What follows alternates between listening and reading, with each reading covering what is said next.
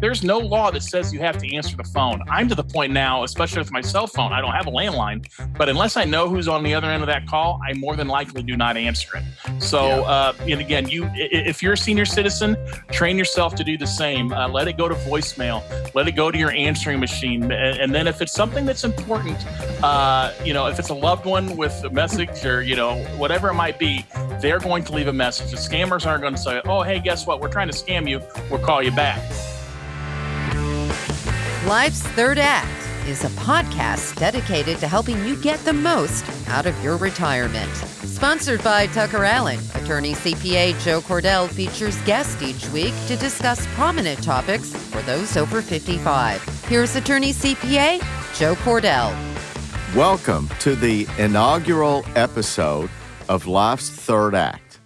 Now, those of you who have watched Elder Talk know that we're simply, should I use the phrase rebranding? I think that's that sounds a good way so to characterize it. Mercantile. But anyway, we've rebranded it. But we think that this name, Life's Third Act, better captures the importance of the last 30 years of our lives. And too often people regard this as a time when you wind down. So many may perceive the peak of our lives in terms of enjoyment and fulfillment being the second act, if we imagine a three-act play. And it really shouldn't be. The second act should be fulfilling, of course, and lots of good stuff happening. We're raising our kids, we're moving up in our careers. But really the third act should be the apex. That should be the point when we have the most freedom, the most opportunity to enjoy challenges that can be good, but new experiences like you've never had before. Right. More new experiences, in fact, you should have in your third act than in your second. So we decided to change the name of the show to reflect, I think, the substance of the show better than rather than calling it Elder Talk, Life's Third Act. So there you go. And we asked ourselves who would be an appropriate guest for this very important inaugural show. Who is worthy to occupy that post? And there are so many candidates, so many people submitted applications, and we had to sort through a large pile of candidates. That was challenging. Yeah, and we went through 3 committees, and we finally narrowed it down from 100 to 50 to 10, and finally we have the winner of the competition. May I announce the winner? Yes, you may. That would be the one and only Don O'Brien, investigator with the Better Business Bureau. Yes, you all, by popular acclamation, I can say that you have been a fan, I know, of Don. He was on Elder Talk 4 times. Don, were you on, 4 times? I feel like Miss America right now. I'm the chosen one. This is fantastic. Well, leave it to me to build it up. We need to get you a crown and flowers. Yes. Right? Do a little wave to the crowd. Wave. You got the wave. That's good. Hey, Justin, we got to have appropriate music as we go into this, the beginning of this show. Anyway, the inaugural show. So the inaugural question will be, Don, I know that your involvement with the Better Business Bureau over the many years that you've been there, you've been an investigator, you've seen it all. Although I suspect every year when you think you've seen it all, you see something new. And the epidemic, the pandemic has brought such a rife of different frauds, different crimes, some of them very physical. And we'll touch on that later in the show about people, how do you best protect yourself as you get older from these physical threats that we've seen in cities, especially over the last year and a half. But I know that's not your primary specialty. What you focus on are different frauds and deceptions, schemes by which people are exploited, and especially older people. So what would you point to as being the things that have come up maybe in the last year and a half, more so or maybe not at all from what you had seen before? Well, first off, thank you so much for having me. I do appreciate you guys having me on. I love talking with you guys, and when we sit down and do these chats, I feel like we could talk for hours. What we've seen, and it's just been, the pandemic's been a playground for scammers. No matter your age, the millionaire is just as likely to get scammed as the person who may be on some type of public aid. I mean, it really is. It goes across all levels, and we've seen, especially lately, probably in the last year or so, especially a move when it comes to seniors of them getting unsolicited text messages if they have a cell phone, unsolicited mailers, and email. So if you have a loved one who is, I know not all seniors, if you have somebody who's 75, 80 years old and up, they might not have a cell phone. They might not have an email. But most do. But most do. Yeah. And they will, they're going to be targeted. They're going to be targeted by people pretending to be the Social Security Administration or Medicare or Medicaid, or, they may say they're a local governmental agency that their Social Security number has been compromised. And if they don't settle up now, they're going to be arrested. There's a sheriff's deputy waiting right down the block from them or something like that. So they have these ruses. They say they're the Department of Health. Obviously, they've been with the COVID angle with things. And again, it's just, once you think they can't think of something new, they think of something new, and their whole job is to try to get money out of your wallet. Now they're not actually going in and taking the money out. They're going to have you pay by gift cards. Now they may ask you to go to a cryptocurrency ATM. You're kidding me. Oh, no. Cryptocurrency's gotten involved in this. If they can get you to convert your money into some sort of crypto, then there's very little possibility of tracking it. So it means that they have free money. Right. Exactly right. And these ATMs are set up there are hundreds of them in the St. Louis area, if not thousands. They're like a regular ATM. Those ATMs can take those transactions without much problem. So if you have a loved one in your life, a senior in your life, that you really need to talk to him or her and let them know about these ruses for sure. So can you talk about some specific example of something that you've seen pop up? The Social Security Administration scam is one that they're going to say that your Social Security number has been compromised, that it's been part of some type of legal problem, whether it's a theft or something like along those lines. And because people are worried about that, they don't want it, especially seniors. I mean, if you've lived your entire life without having any law enforcement interaction, you certainly want to keep that streak going. So, they're going to ask you to pay. And again, these scammers are really good because they don't ask for $17,000 at once. They nickel and dime you. They'll say, oh, it's $300 here. And once you fall victim to that, then you're on what's called a sucker list. And that means that you're going to be on the list like, okay, we've got this person now. We can go get him or her at a later time with a different ruse or a different type of plan. So again, the reported losses among seniors 65 and older, a median of about $350 when falling victim to a scam, and that's double what younger people do. Younger people usually lose about $160 according to our research. But because seniors are very popular targets because you have a whole lifetime of wealth that you've accumulated.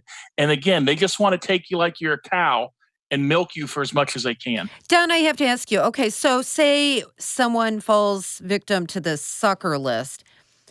Typically, how many times is a person scammed out of money on this sucker list? Yeah, I don't know that we have. Yeah, on average, I mean, they're going to keep coming back to you time and time again until you A, run out of money, or B, finally wise up to the situation that they are taking advantage of you. So again, it's really important for you, if you have a loved one, if you are a senior, or if you have a senior that's a loved one that's in your life, you want to make sure that you're up on the latest scams. Another one that is very popular amongst that target people probably 60, 65 and over and up is the grandparent scam. And that's something that we've talked about a little bit in the past, but it's become more popular now just because everybody's away from one another. Some grandparents out there may not have seen their grandchildren or their children for now we're going on 2 years. I mean, I think that, this summer, maybe a lot of people will be able to get together. But again,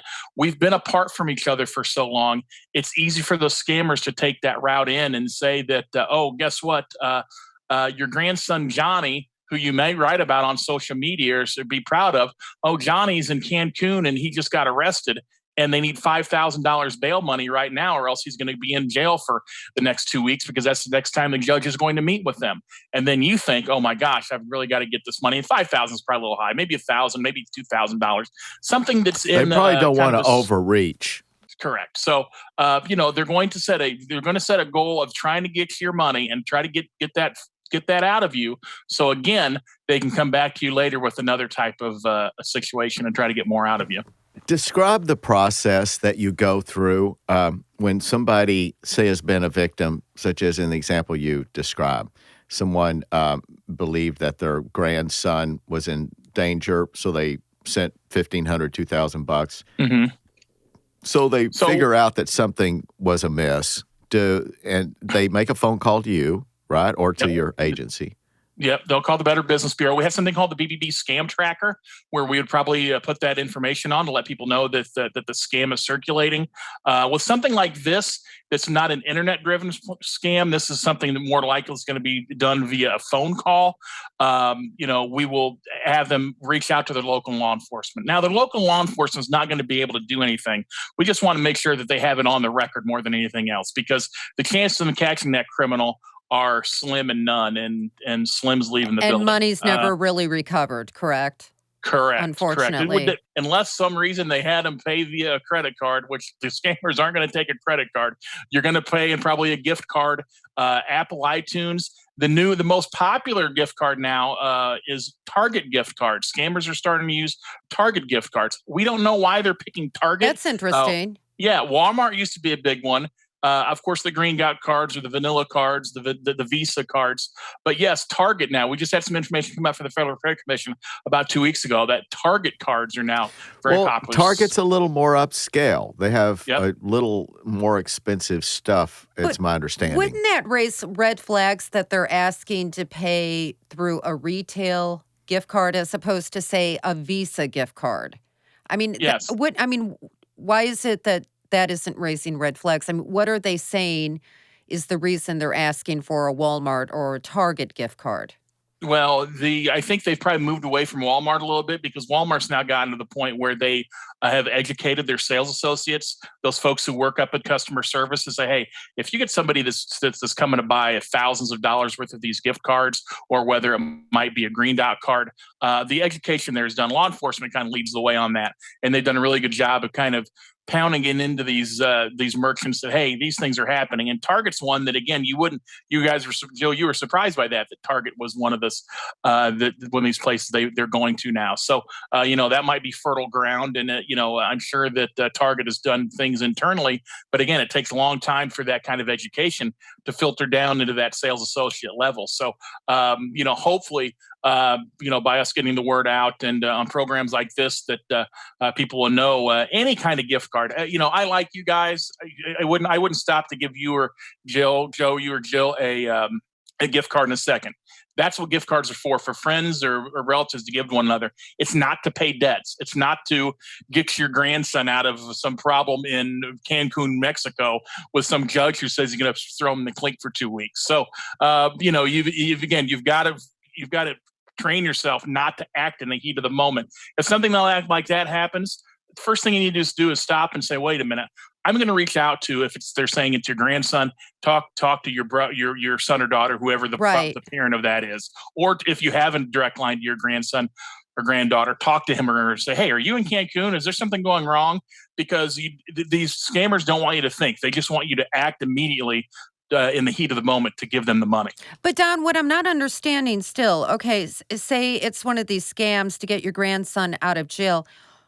Why isn't that raising red flags with the grandparents, that you're paying with a gift card? I mean, what are the bad actors saying is the reason they need the bail paid through a Target gift card or whatever? That's what I'm not understanding. Yeah. So what they'll do is, maybe I didn't explain that earlier, Jill, is they keep the person on the phone while they go to whatever it's a Target or Walgreens is another popular one. And they'll say, okay, let me know when you've got the gift card, because I need you to read the information off the back of the gift card, so that way I can use it for cash where we're at, so I can turn it over to the people who we owe the money to get your grandson or granddaughter out of this predicament that they're in. Whether it's, they'll say jail, they may say they've gotten some kind of accident and they need medical attention, and this is a way to pay a medical bill quickly. So they kind of hold their hand during this entire scam until they get what they need, which for them is the money. Now let's talk about credit cards for a minute. There is some value, though, to having a credit card number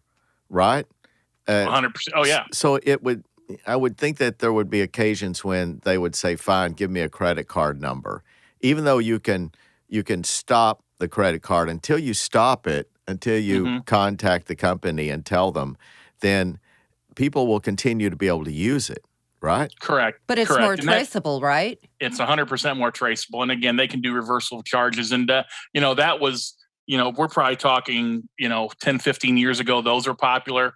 And again, their payment system is morphing all the time, which is why I mentioned cryptocurrency earlier. And as Joe mentioned, that's the wild, wild west. There is no, if you put money in crypto, if you think you're wanting to invest in that right now, good luck to you, because there's it's not as if you put your money into a bank account or anything where if the bank gets robbed, your money's going to be safe because of the insurance that's behind it, the FDIC and all that kind of stuff. Right. But if you put your money into cryptocurrency and think that's like a bank for you, or you pay by cryptocurrency, the chances of them tracking that to the person who you gave it to is about none. Whenever people are wanting to minimize the chances that they're going to be on this so-called sucker list, if they're already on the sucker list for whatever reasons, then is it not simply better to change your number and then thereafter contact the state register and say, I don't want to be contacted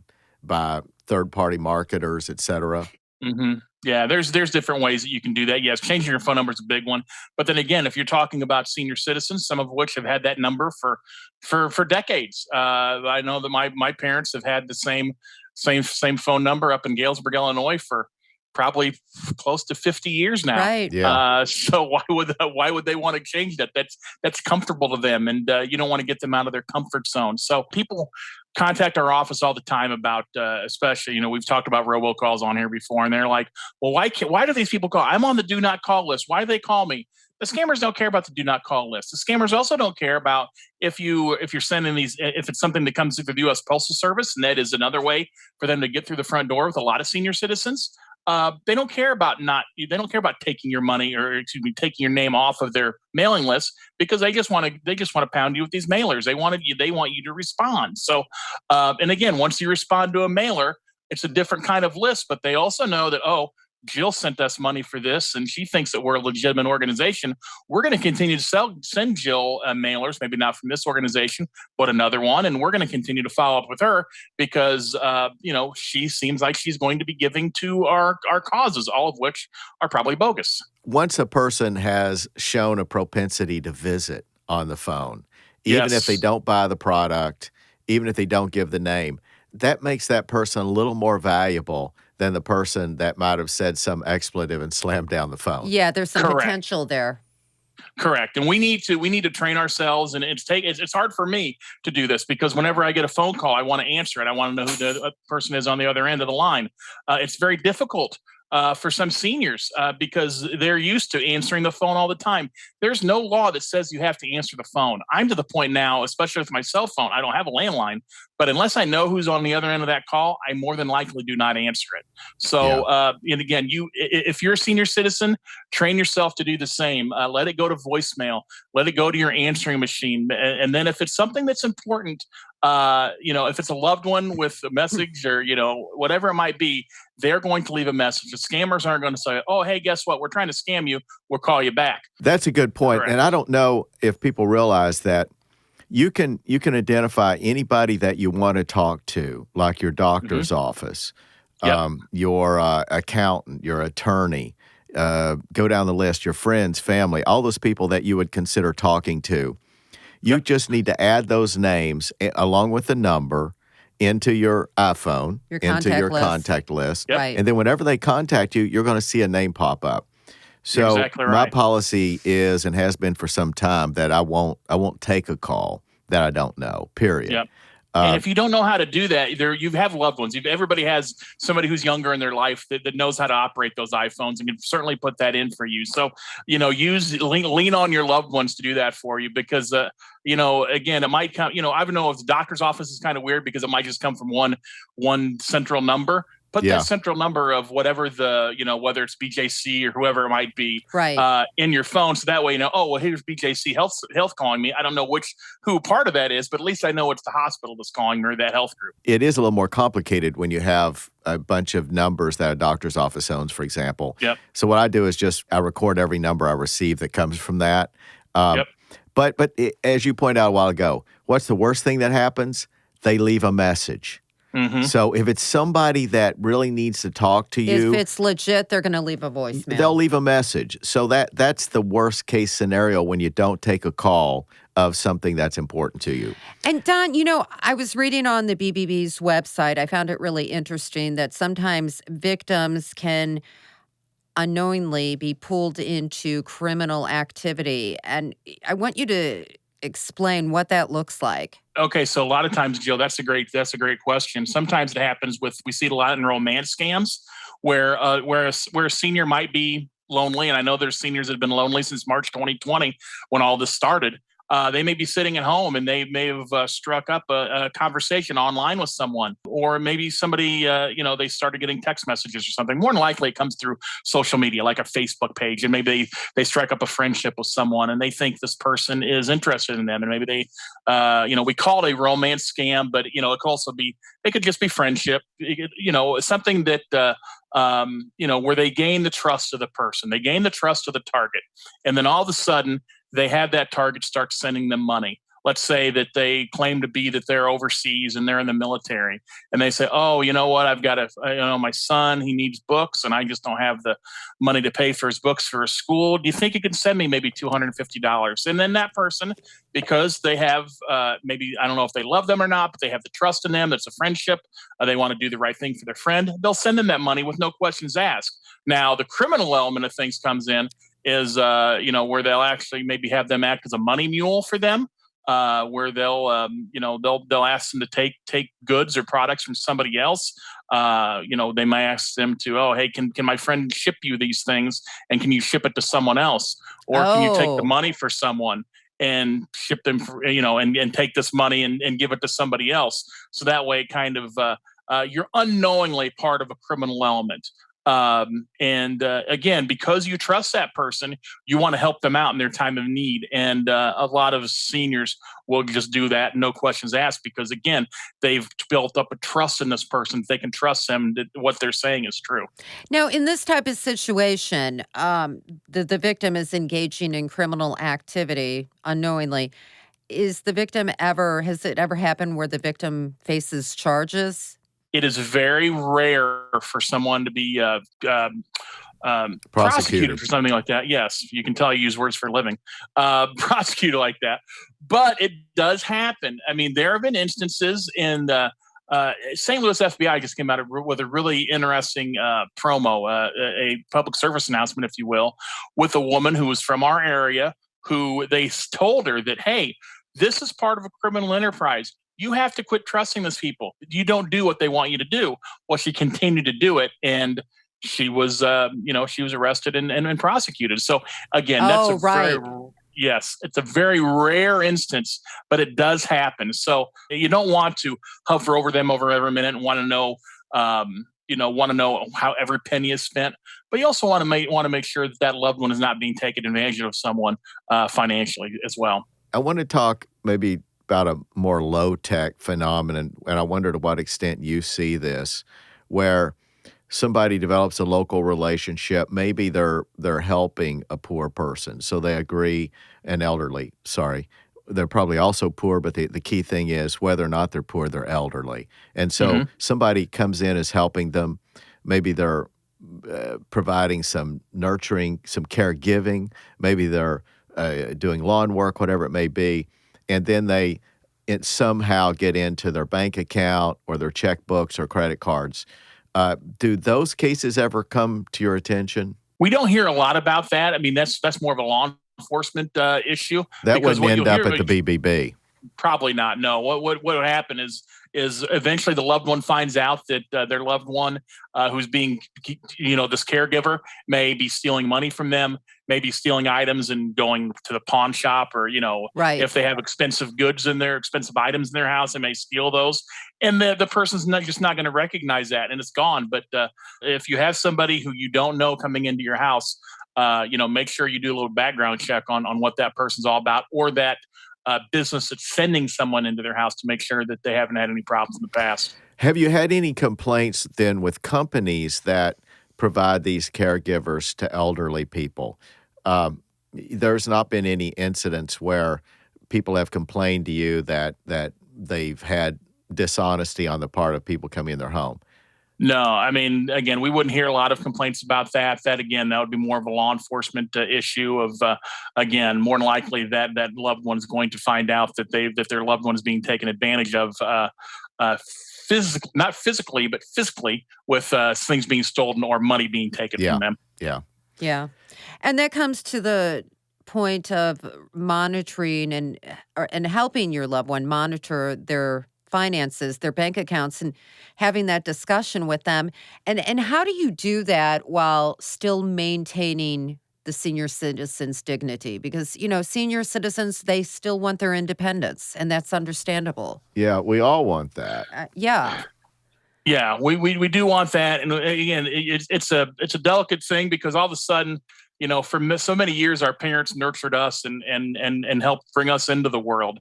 And you want to return that favor later in life. And again, you have to be firm with them to say, hey, look, this is the best thing for you. It's not that we don't trust you. We just want to make sure that you're not being taken advantage of by anybody who you're doing business with, or anybody who might be in your life. Again, if they have friends that they don't know about, if they have online friends, and you want to make sure they're sending their money out to people that they don't really even know. And we've talked about this before, Don, about so many seniors, these cases go unreported because the senior is too embarrassed. Yes. The BBB, what do they estimate? We figure we only hear about it at the BBB, about 5 to 10% of those. We figure for every complaint that's lodged, there's probably 8 to 9 that they're not. So again, and some of these can be very embarrassing, like these romance scams where they've given their heart to someone, and then it's probably even lower for that. To be honest, Jill, the fact that it can be very demoralizing, because not only have you lost a lot of money in a lot of these cases with these romance scams, but you've also lost your dignity a little bit, because you feel silly for having to put your trust in someone, and that person has violated that trust. And the last thing you want to do is tell your loved one, like, well, I thought this person was the real deal, but it turns out that they weren't. Yeah, and not to mention you were left heartbroken. Yes, exactly. But I certainly believe that statistic, and I can see where it would even be more remotely reported, simply Correct. Because often you have a senior who may at that point be a widower or widow, mm-hmm.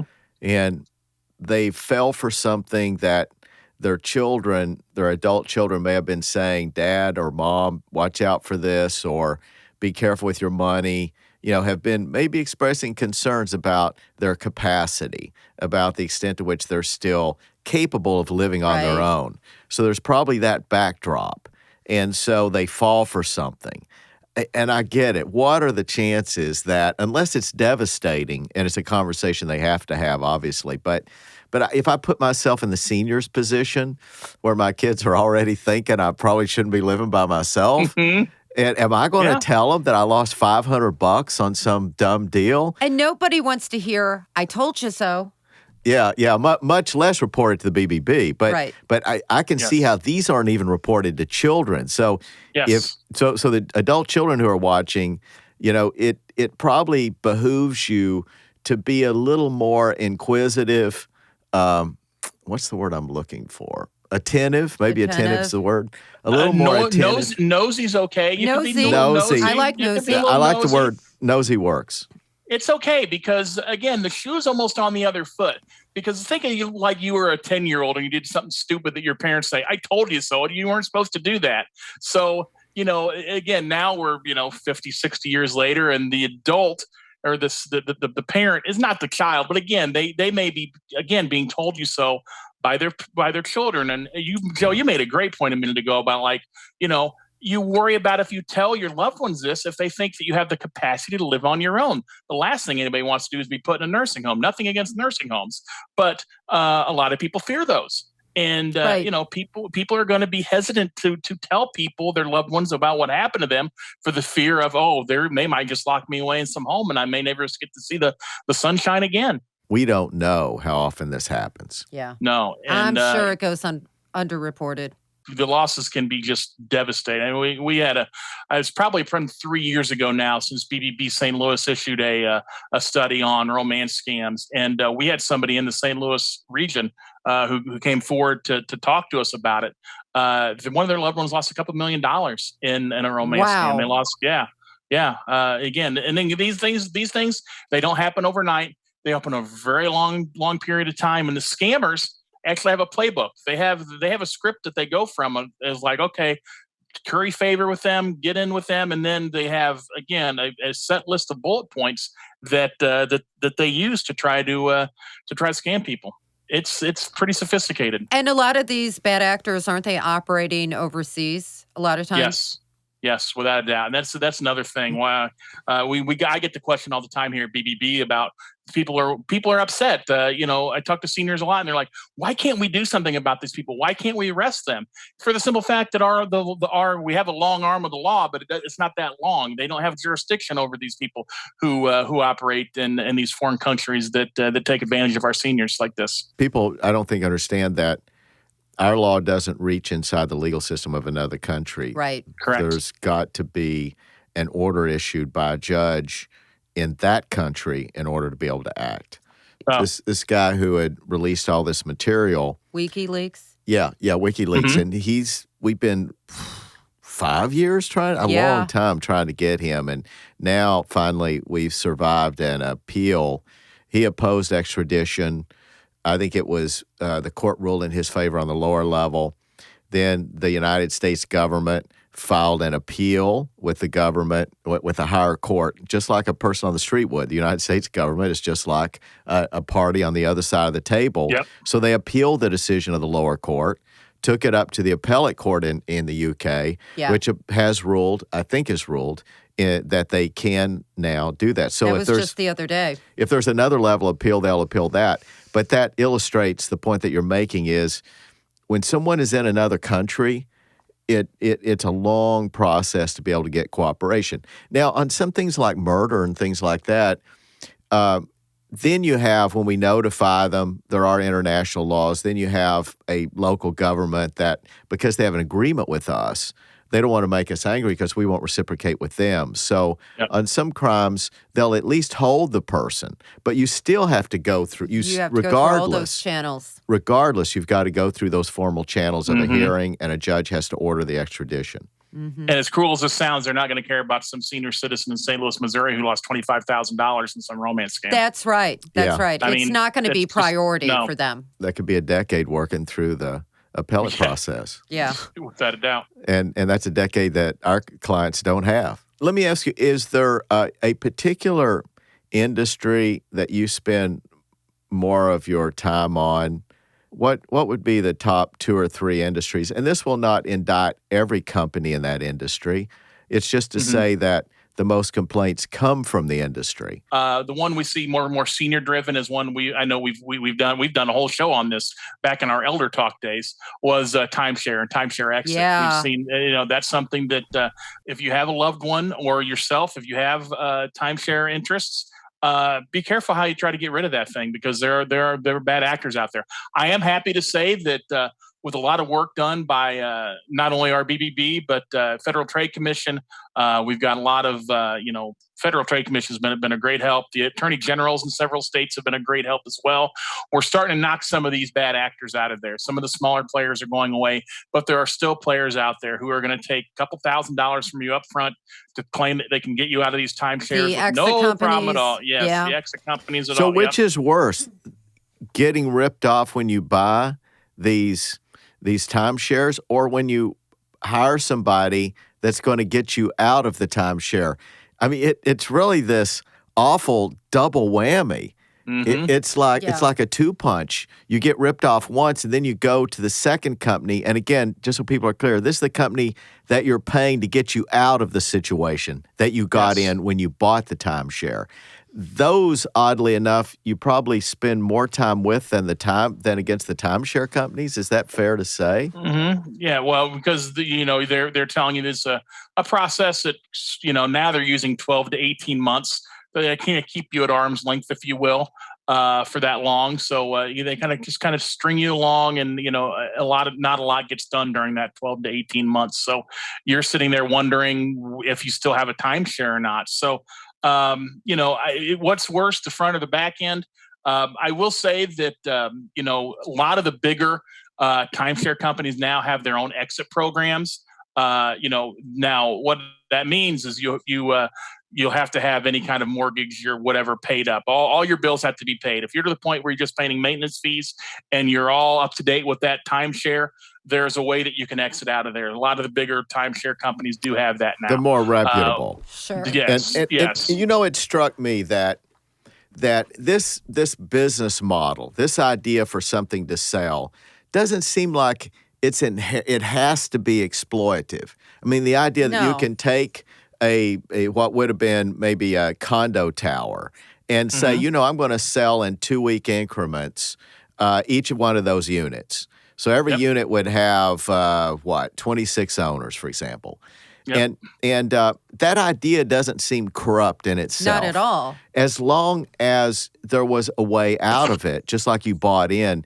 And that's where I think the wheels went off the bus and it became a scam. Was the contract that these people signed was not a contract for real estate. It was just a contract. So they didn't own any real estate when they owned this timeshare.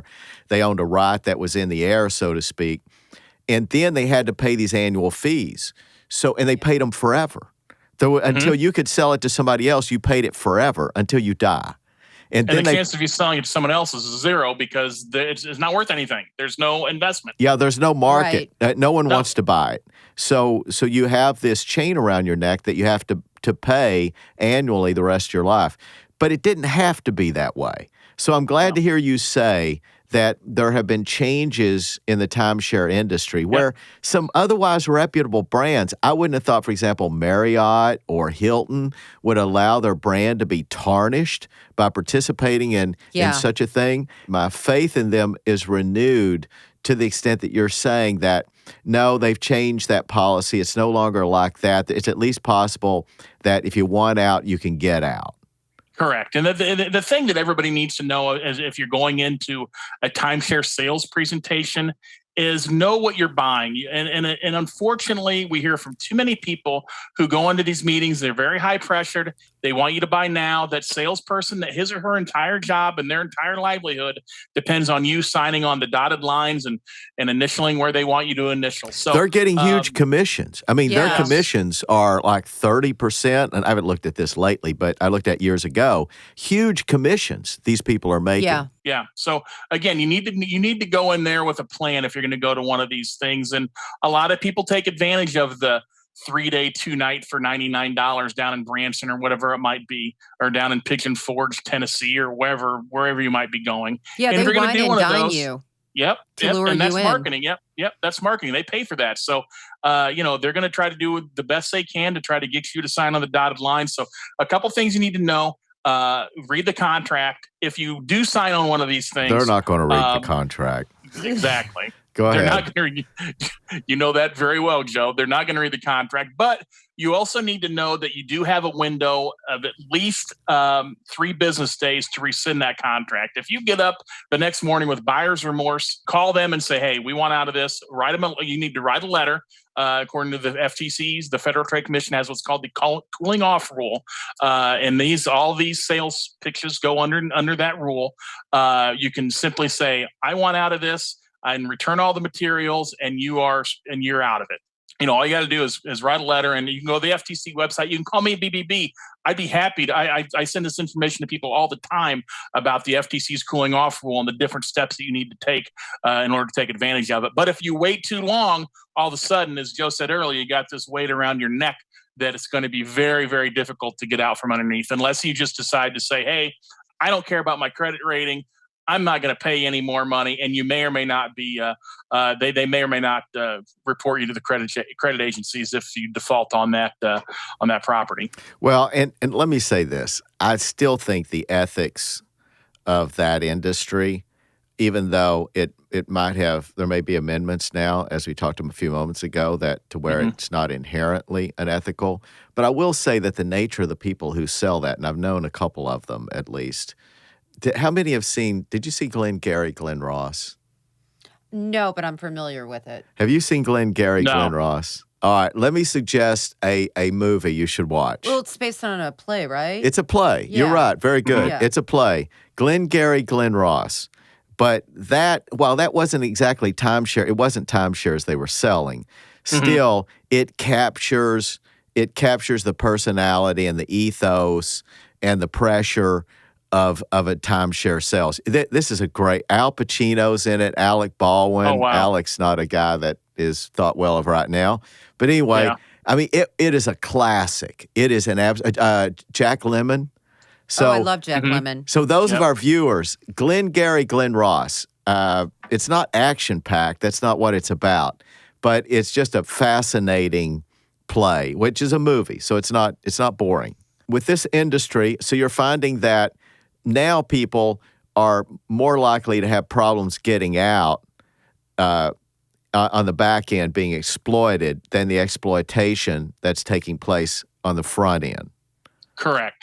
Because a lot of these timeshare exit companies are actually run by people who used to be in timeshare sales. So, it's you talked about the double whammy. It's kind of orchestrated that way. But again, there's been a lot of advancement, and again, the number one thing that we preach at BBB is if you have a timeshare you want to get out of, don't pay upfront fees of a couple $1,000s, even a couple hundred. Pay zero upfront, and you will only pay that company once they get you out of that timeshare. Right. And again, not too many timeshare exit companies operate that way. There are a few, but the overwhelming majority of those timeshare exit companies are going to want you to pay them upfront. Again, on the average, about $3,000 to $5,000, and then once they have your money, what's their motivation to do any work for you? Do you know do you know the name Dave Ramsey? Sure. Yes. Yes. I guess he supported or advocated for one of these outfits. Yeah, a particular exit company. And Dave Ramsey has this, almost incredibly good reputation out there as being fiercely honest, right? Incredible integrity. His followers, anything he says, they completely adopt. And I don't disagree with that. I've not known him to be anything but very ethical and very honest. And he'll tell you, if you doubt it, that he's very ethical and very honest. So he holds himself out that way. But the only stain on his reputation, to my knowledge, relates to his relationship with one of these exit companies. And You're nodding your head. Do you know the name of the company? I can't remember it off the top of my head, but it's one of these timeshare exit companies. It's one of those ones that obviously they advertise with him. They pay him to advertise their product. So it's a national brand. Yeah. And that national brand got taken to the Washington Attorney General, I believe, brought a lawsuit against this company. Well, in a bunch of states. Yeah. Yeah, you're right. Yeah. A bunch of states attorneys general also brought actions, and some unflattering things were said about Ramsey. So Dave Ramsey was making money, of course, from the sponsorship or from the relationship, the advertising, and he became very indignant. And I saw a couple of show segments where he was offended that someone would suggest that he had done something wrong. Then he went further to defend this company. But the company, it turns out, will admit that, well, it's true, we took in way more money than we should have, and we couldn't get to these people. So the guy admits, but he said, I didn't mean to do it, but yeah, all this advertising was so successful that when Dave started becoming a sponsor, that we had all this money rolling in and we didn't have enough people, so we didn't get around and people's calls didn't get returned. And it's the same thing you described. People had given him money and they didn't get any results. So you kind of send off the money and then there's air silence, for months, maybe years. So in this case, Dave tried to defend this. So I'm reluctant to believe that Dave would do anything dishonest, to be honest with you. I do believe he's a man of integrity. But I think he got tied up with a company that probably wasn't. And if he were utterly frank, I think he would concede that he wished he hadn't gotten involved with this maybe he exit wasn't company. just as informed as he should have been. Yeah, it's been a big mess. And he's threatened to sue, and maybe he has sued people for defamation. And so it's become real ugly, but it's because of a relationship with this exit company. Yep, his reputation took a hit for sure. Yeah. And, I remember when we did that show on the timeshare, you had talked about Springfield, Missouri being a hotbed for the timeshare exit companies. Is that still the case? Some, yeah. Again, I think a lot of the smaller players have been kind of, they've been moved out of the game. The bigger ones have filed suits against these timeshare exit companies because these big ones are saying, "Hey, you're telling our customers wrong things about us, and you're trying to take money away from us." So a lot of those smaller ones couldn't afford the losses in court, and they lost a lot of cases. So a lot of the smaller ones have been taken out, but there are still some ones out there, that have F ratings with us and are still actively recruiting people and getting people to go to these chicken dinners, if you will, to come have a free piece of chicken on us, and we'll tell you about our program. And again, they're losing a lot of money because again, they don't read the contract. And they the one thing, and if I can't harp on it enough, is if you're in one of those things, just reach out to the timeshare to see if they have an exit program. Because again, if you're with one of the major ones, more than likely now they do have something. Now it might cost you a little bit of money, but again, what I tell folks then is that you're dealing directly with the company. You're not expecting some third party with no interest in it to be in control of what happens to your to what happens to that timeshare. And don't pay up front. Correct. Don't pay up front. Makes sense. A lot of information here that is all useful. Boy, time flies when you're on the show, Don. I said earlier that we could sit here for hours if we wanted to We sure do this. could. But people don't want to sit here and look at us for hours. Well, we can't keep the inaugural show going too long. True. So we got to leave them wanting more. That's right. Anyway, so Don, you've marvelous guests, marvelous information. I know it's useful to many. Oh, one thing before we leave, let me remind everyone that this is the first show of our new name, though it's fundamentally the same show, but now it's Life's Third Act. Previously, we were Elder Talk. So it's been a wonderful episode of Life's Third Act. Till next time, take care. You've been listening to Life's Third Act, a podcast for thriving in retirement. Sponsored by TuckerAllen, your estate and elder law advisors. Each week, we discuss topics and answer questions to help you better plan for your future. For more information, visit TuckerAllen.com. Subscribe and listen again next week for another edition of Life's Third Act. The choice of a lawyer is an important decision and should not be based solely on advertisements.